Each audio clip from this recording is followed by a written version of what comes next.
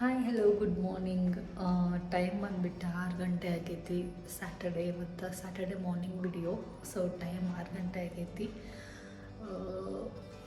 House ವೈಫ್ಗಳಿಗೆ Saturday ಸಂಡೇನೂ ಬರೋಕ್ಕೆ ಬಿಡೋಂಗಿಲ್ಲ. So ನಾವು ಎದ್ದು ಅಡುಗೆ ಮಾಡಬೇಕಾಗ್ತೈತಿ. ಅವರ ಮಲ್ಕೊಂಡಾರ ಸಚಿನ್ ಮತ್ತು ನಮ್ಮ ಮೈದನ ಮಲ್ಕೊಂಡಾರ. ಇವತ್ತು ಸಚಿನಿಗೆ ಆಫ್ ಐತಿ, ನಮ್ಮ ಮೈದನ ಆಫೀಸಿಗೆ ಹೋಗಬೇಕು. ಸೊ ಅವರಿಗೆ ನಾಷ್ಟಕ್ಕೆ bread toast, avocado bread toast ಮಾಡತ್ತೀನಿ. ಸೊ ಬ್ರೆಡ್ ಟೋಸ್ಟ್ ಮತ್ತು ಚಪಾತಿ ಪಲ್ಯ ಮಾಡಿ ಆಮೇಲೆ ಸಿಗ್ತಾನಂತ.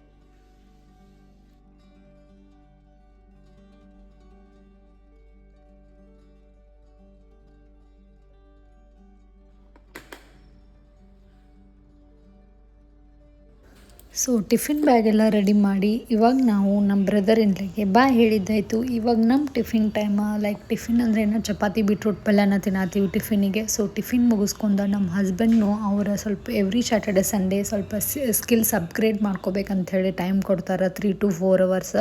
ಸೊ ಅವರು ಲಾಗಿನ್ ಆಗ್ತೀನಂದರು.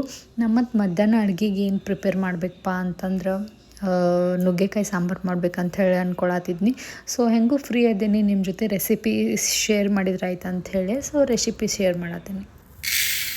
ಸೊ ನುಗ್ಗೆಕಾಯಿ ಸಾಂಬಾರಿಗೆ ನಾ ಇಲ್ಲೇ ಒಂದು ಗ್ಲಾಸ್ ಬೇಳೆ ತೊಗೊಳಕತ್ತೀನಿ.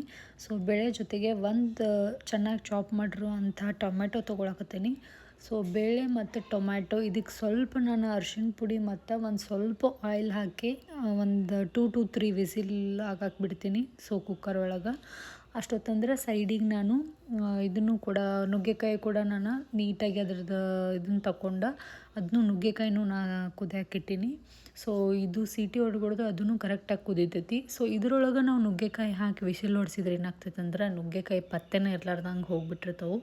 ಒಂದು 2-3 ಸಲ ನಾನು ಇದು ಮಿಸ್ಟೇಕ್ ಮಾಡಿದ್ನಿ. ಸೊ ಅವಾಗಿಂದ ನಾನು ಸಪ್ರೇಟ್ ಕುದಿಸಾಕತ್ತೀನಿ, ನುಗ್ಗೆಕಾಯಿ ಬೇರೆ ಮಾಡತ್ತೀನಿ.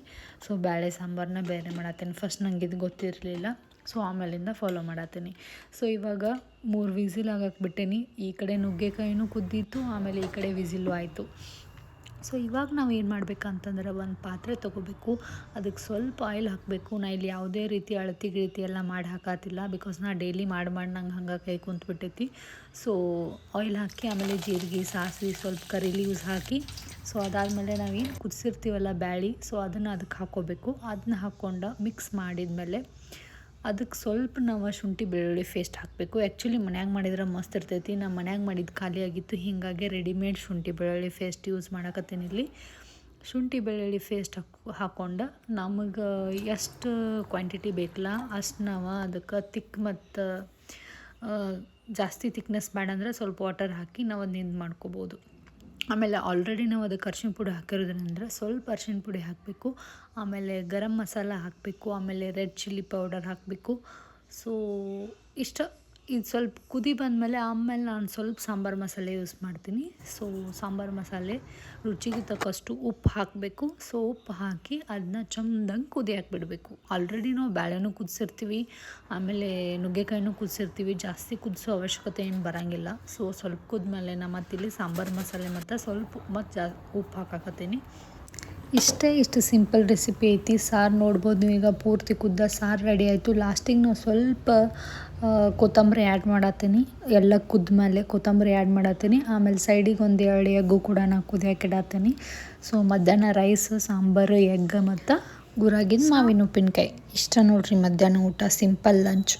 ಸಾಂಬಾರು ಚಲೋ ಆಗೈತೆ, ಮಸ್ತ್ ಆಗೈತೆ. ಅನ್ನ, ನುಗ್ಗೆಕಾಯಿ ಸಾರ, ತುಪ್ಪ ತುಪ್ಪ ಮೊದಲು ಒಂದೆರಡು ಎಗ್ ಒಂದೆರಡು ಊರಾಗಿನ ಮಾವಿನಕಾಯಿ ಉಪ್ಪಿನಕಾಯಿ ಮಸ್ತ್ ಅದಾವ. ಚಲೋ ಅನಿಸ್ತು. ಚಲೋ ಐತಿ. 10ಕ್ಕೆ ರೇಟಿಂಗ್ಸ್ ಅಷ್ಟು ಕೊಡ್ತಿ. ಊಟಕ್ಕೆಲ್ಲ ರೇಟಿಂಗ್ ಅದು ಕೊಡಬಾರ್ದು. ಮತ್ತು ತಿನ್ಬೇಕಷ್ಟ.